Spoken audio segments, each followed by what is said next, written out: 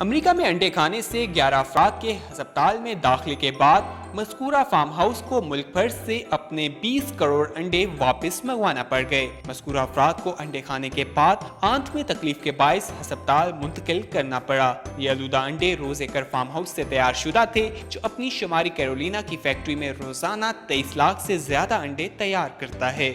روز acre farm house کے انڈے امریکہ کی 8 ریاستوں New Jersey, New York, Florida, Colorado, Pennsylvania, Virginia, شمالی کیرولینا اور جنوبی کیرولینا میں سپلائی ہوتے ہیں، جبکہ ان انڈوں کو ویفل ہاؤس جیسے ریسٹورانوں میں بھی سپلائی کیا جاتا ہے۔ امریکی فوڈ اینڈ ڈرگ ایسوسی ایشن نے صارفین کو یہ انڈے تلف کرنے کا مشورہ دیا ہے۔ روز ایکر فارم کے امریکہ بھر میں 17 سے زیادہ جگہوں پر فارم ہاؤسز ہیں۔